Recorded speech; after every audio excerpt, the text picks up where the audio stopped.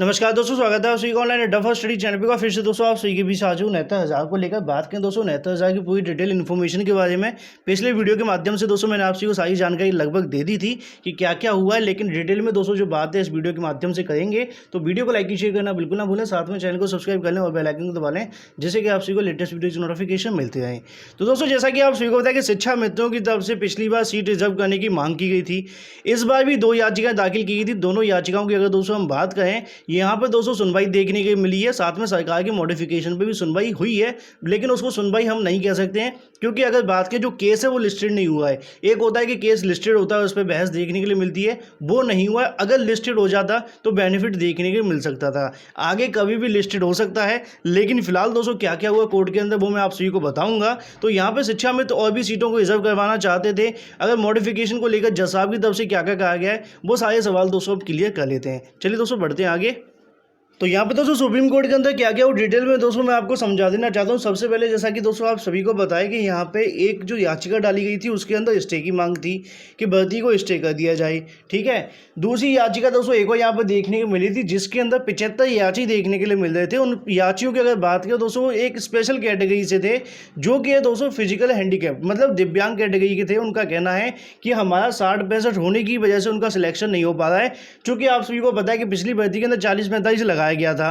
तो यहाँ पे शिक्षा मित्रों की तरफ से कहें, या फिर दोस्तों आप इतना समझ सकते हैं कि उनकी तरफ से जो कोशिश है वो की गई है कोर्ट को समझाने की कि जो फिजिकल हैंडीकैप्ड है उनका भी 40-45 में जो है सिलेक्शन नहीं हो पाया, जिस वजह से वो भी चाहते हैं कि यहाँ पे मतलब 60-62 में सिलेक्शन नहीं हो पा रहा है। वो चाहते हैं कि 40-45 देखने के मिले, और यहाँ पे दोस्तों उनकी भी सीटें रिजर्व करने की जो मांग है वो की गई है। आप समझ सकते हैं कि 69,000 के अंदर पहले से 37,000 सीटों को लेकर दोस्तों रिजर्व कर दिया गया है, ठीक है। मॉडिफिकेशन को लेकर भी सुनवाई हुई है। मॉडिफिकेशन पे क्या कहा गया मैं आपको बता दूंगा, बाकी पिछले वीडियो के माध्यम से जैसा कि मैं आपको बता ही चुका हूं। लेकिन यहाँ पे कुछ महत्वपूर्ण पॉइंट मैं आपको बताना चाहता हूं कि जो फिजिकल हैंडीकैप्ड हैं वो इसके अंदर लगभग दोस्तों मैं आप बताना चाहूँगा 75 याची थे।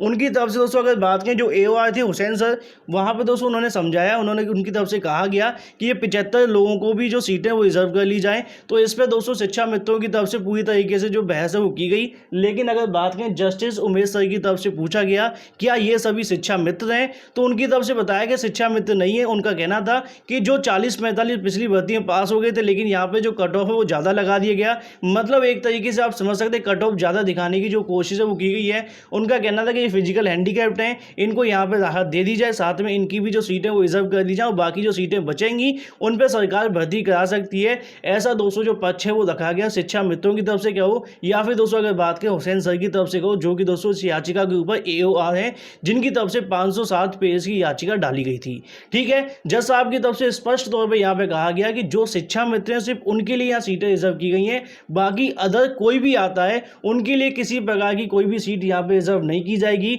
वो नहीं चाहते हैं कि इस मामले को और कॉम्प्लिकेटेड बनाया जाए। इस मामले में सिर्फ और सिर्फ शिक्षा मित्रों के बारे में दोस्तों उनकी तरफ से कहा गया, और इसी चीज़ को लेकर दोस्तों लगातार अगर हम बात करें हुसैन सर की तरफ से, जो कि शिक्षा मित्रों की तरफ से पहुंचे हुए थे, वो फोर्स करते हुए दिखाई दे रहे थे। वो चाहते थे कि यहाँ पे उन 75 याचियों की भी जो दोस्तों सीटों को रिजर्व करा दिया जाए, जैसे कि शिक्षा मित्रों की पिछली बार करा दी गई थी।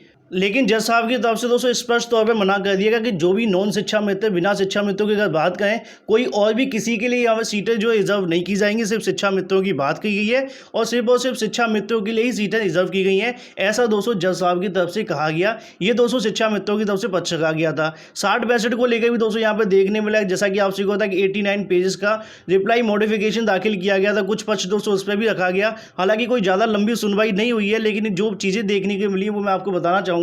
तो यहाँ पे जैसा कि दोस्तों आप सभी को पता है कि सरकार का मॉडिफिकेशन लिस्टेड नहीं हुआ था। अगर लिस्टेड हो जाता तो बेनिफिट मिलता, मतलब सुनवाई देखने के लिए मिल जाती। लेकिन कहीं ना कहीं आप सभी को पता है कि सरकार दोस्तों जितनी डीएक्टिवेट थी, उस क्रम में दोस्तों यहाँ पे आप सभी को देखने के लिए नहीं मिला। तो सरकार की तरफ से जो पहुंची हुई दोस्तों AAG, मतलब अगर बात करें ऐश्वर्या भाटी सर मैम, उनकी तरफ से दोस्तों मॉडिफिकेशन को लेकर जज साहब को पूछा गया कि मैं इस मुद्दे पर बोलना चाहती हूँ। लेकिन जज साहब की तरफ से जब मामले के संदर्भ में लिया गया, मतलब जानने की कोशिश की गई, तो उन्होंने स्पष्ट तौर पर दोस्तों मॉडिफिकेशन नोटिफिकेशन में सुनने से मना कर दिया। अगर दोस्तों मना क्यों किया, मैं आपको एक और चीज़ यहाँ बताना चाहूँगा कि सरकार की तरफ से आज भी कोई सीनियर उपस्थित नहीं थे। जैसी दोस्तों चीज़ें पहले देखने को मिली, सेम चीज़ दोस्तों आपको यहाँ पे देखने के लिए मिली है। जो एएजी पहुंचे हुए थे उनकी तरफ से जो कोशिश है वो की गई, लेकिन उसके माध्यम से कुछ खास देखने के लिए नहीं मिला आज की सुनवाई के अंदर। ठीक है, उनकी तरफ से फोर्स किया गया, उन्होंने लगातार समझाया कि जो 21 तारीख को ऑर्डर पास किया गया था, साथ में 9 जून को जो पास किया गया था, उस पर सरकार की तरफ से मॉडिफिकेशन दाखिल किया गया है। जो चीज़ें ऑर्डर के अंदर स्पष्ट नहीं है, शिक्षा मित्रों के बारे में जैसा असिस्टेंट टीचर को लेकर विवाद है, वो चीज़ों को लेकर और साथ में कई चीज़ें बताई गई। उनकी तरफ से यहाँ पे ये भी कहा गया कि हमारे पास अलग से 51,000 सीटें खाली हैं, आने वाले समय के अंदर अगर कुछ होता है तो हम उस पर निर्णय ले सकते हैं, ऐसा सरकार की तरफ से कहा गया मॉडिफिकेशन के अंदर। साथ में उनकी तरफ से यहाँ पे और भी चीज़ें स्पष्ट की गई। अगर बात के एएजी की तरफ से उनका यहाँ पे कहना था शिक्षा मित्रों की सीटें जो रिजर्व की गई हैं, सरकार को यहाँ पे समय दे दिया जाए भर्ती शुरू करने का पूरे 69,000 पदों को लेकर।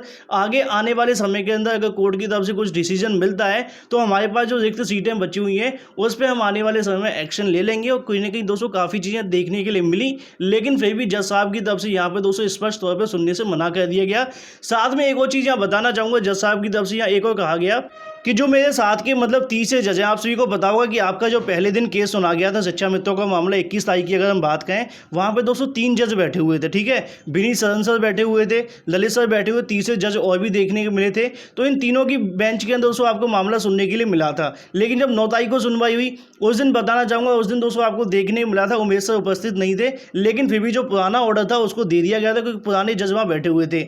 लेकिन ऐसे में सरकार के मॉडिफिकेशन को सुनने को लेकर जब दोस्तों फोर्स किया गया, लगातार इस चीज़ को लेकर बात की गई, तो यहाँ पर दोस्तों उनकी तरफ से स्पष्ट किया गया कि हमारे जो कलीग हैं मतलब जो तीसरे जज हैं दोस्तों वो उपस्थित नहीं थे। इस वजह से उन्होंने साफ कह दिया कि जब वो तीसरे जज होते तो इस मुद्दे को सुन लिया जाता।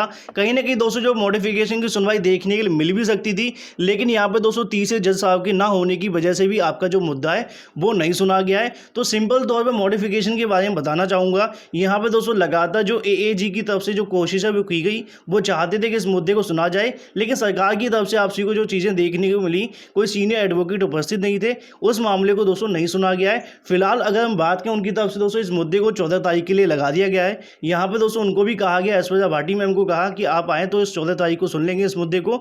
साथ में बताना चाहूँगा उन्होंने ये भी कहा था कि फिलहाल में आप सभी को पता है कि कोर्ट जो है बंद हो रही है, तो ऐसे में अगर हम बात करें स्पेशल बेंच के अंदर ललित सर नहीं बैठ रहे हैं, ऐसी भी जानकारी देखने के लिए मिल रही है। उनकी तरफ से दोस्तों यहाँ पे स्पष्ट तौर पर यह भी जानकारी दी गई कि अगर ज़्यादा अर्जेंट है मॉडिफिकेशन की सुनवाई तो 6 जुलाई को हम लगा सकते हैं, क्योंकि वहाँ पर सरकार की तरफ से डाटा भी मांगा गया शिक्षा मित्रों का। हालांकि अगर बात करें शिक्षा मित्रों का डाटा दोस्तों मॉडिफिकेशन के अंदर भी दिया गया है।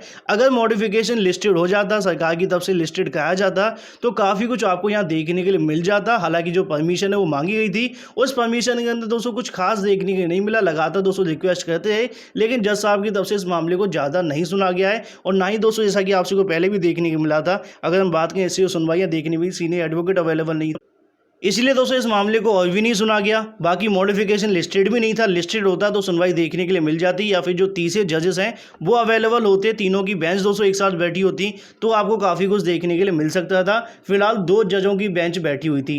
साथ में मॉडिफिकेशन को लेकर साफ कह दिया गया या तो 6 तारीख को सुन लिया जाएगा या फिर दोस्तों 14 तारीख को, जो भी होगा आगे आने वाले समय में। अगर मैं आपको बताना चाहूँगा कि फिलहाल अब 6 से लेकर 14 तक होने की कुछ संभावना देखने के लिए नहीं मिल रही इस भर्ती के अंदर। बाकी सरकार की तरफ से क्या देखने को मिलेगा वो दोस्तों आपको स्पष्ट हो जाएगा। आज की सुनवाई के बारे में मैंने आपको बता दिया है।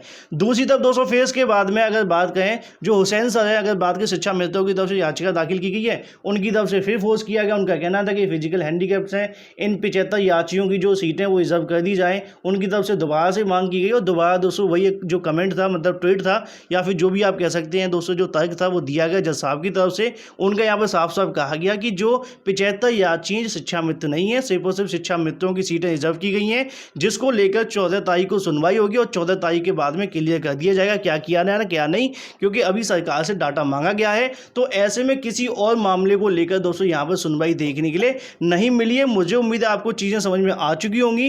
मॉडिफिकेशन को लेकर जैसा कि मैंने आपको कहा भी था कि सरकार की तरफ से जो कोशिश है वो की जा सकती है, लेकिन कहीं ना कहीं दोस्तों जो कोशिश है वो ऐसी की गई है, अगर मामला लिस्टेड होता तो काफ़ी कुछ देखने के लिए मिलता। लिस्टेड नहीं था, परमिशन भी नहीं मिली कोई ज़्यादा बोलने की, तो ऐसे में आप से भी समझ सकते हैं कोई खास सुनवाई दोस्तों मॉडिफिकेशन पर नहीं हुई है। सिर्फ और सिर्फ ये कह दिया गया क्योंकि यहाँ पर दोस्तों कलीग नहीं है, मतलब उनके साथ के जज नहीं है, तो ऐसे में 6 जुलाई को या 14 जुलाई को मामला, जैसा कि आपको पता है पहले से लिस्टेड है, उसी दिन सुना जाएगा। ये तो हो गया दोस्तों पूरा का पूरा अपडेट। लेकिन आपको पता है कि शिक्षा मित्रों की तरफ से स्टे की भी मांग की गई थी, उसको लेकर भी दोस्तों फिलहाल इस भर्ती पे कुछ भी नहीं हुआ है। तो ना ही दोस्तों किसी प्रकार का कोई भर्ती के ऊपर स्टे लगाया गया है जज साहब की तरफ से। सारा का सारा दोस्तों मैंने आप सभी को समझा दिया है। हालांकि अगर बात करें जो अगली तारीख मिल चुकी है, अगली तारीख दोस्तों 14 जुलाई है, सारे के सारे केस लगा दिए गए हैं। सरकार चाहे तो 6 जुलाई को दोस्तों इस मामले को सुन सकती है। आपको याद होगा 6 जुलाई को बहुत सारे केस लगे हुए सुप्रीम कोर्ट के अंदर। अगर बात करें एक आंशिकी का मामला लगा है, इलाहाबाद के अंदर भी दोस्तों 6 जुलाई को एक मामला लगा हुआ आंशिकी का, और भी कई सारे मुद्दे पीएच 20% और भी लिस्ट बना के मैं आप सभी को बता दूंगा। तो फिलहाल दोस्तों आज की सुनवाई के अंदर जो मिला मैंने आप सभी को बता दिया है। बाकी ऑर्डर आने पर दोस्तों और भी स्थिति स्पष्ट हो जाएगी। जो भी जैसी भी अपडेट होगी सबसे पहले आप सभी को मिलती रहेगी ऑनलाइन अड्डा फॉर स्टडी चैनल के माध्यम से। वीडियो को लाइक एंड शेयर करना बिल्कुल ना भूलना, साथ में चैनल को सब्सक्राइब कर लें, बेल आइकन को दबा लें, जिससे कि आप सभी को लेटेस्ट वीडियो नोटिफिकेशन मिलते हैं। फिलहाल वीडियो के माध्यम से इतना ही, मिलते हैं अगली वीडियो में। Till then take care, tata bye bye and thank you for watching this video.